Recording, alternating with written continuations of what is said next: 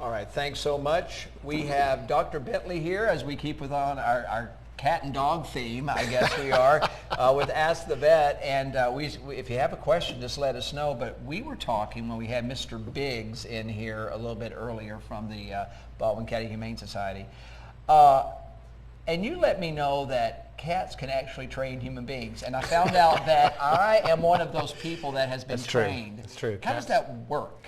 Well, cats know that they're the most important thing in the planet. Yes. Yeah. So it just stands to reason that they would want to train you to better serve their needs. Well, apparently that's what's happened at my house because dogs seem to be okay. Hey, I'm here for you, whatever. But cats, at least the one I have, absolutely tells me pretty much what I need to do in its life every day. Is there anything now that we're getting into the Christmas season that I really do need to do for my cat or my dog that could pose a hazard? The main thing is with cats especially, the yearly warning of tree tinsel.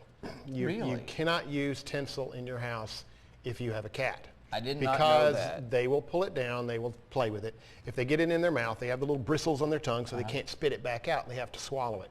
And what happens is they'll get this long strand. Are you talking about like icicles? Yeah, the little icicles, that sort of stuff. And they'll get these long strands that run down, and sometimes it'll get caught on their tongue, or a big bunch will get stuck in their stomach. The rest of it trails into the intestines.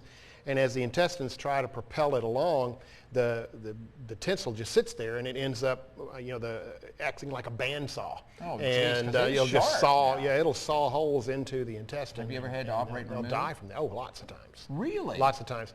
And the main thing is that it sounds bad, but if you see your cat with tinsel coming out the wrong end, coming out the other end, do not pull it out.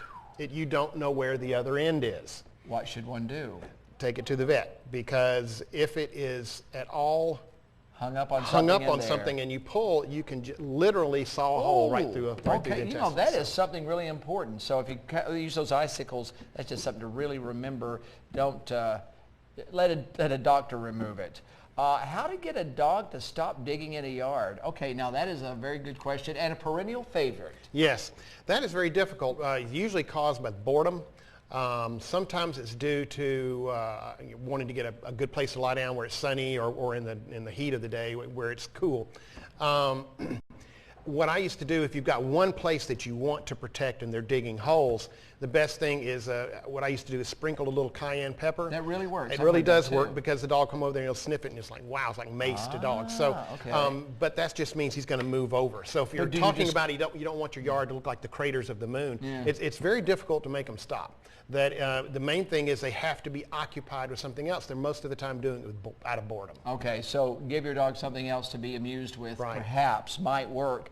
Cayenne pepper may work for one particular but spot, but not a whole lot. Okay, Glenn, we hope we have sent you in the right direction here. Thank you so much for being with us, Dr. Bentley. We always look forward to having you here. You always have answers and sometimes questions.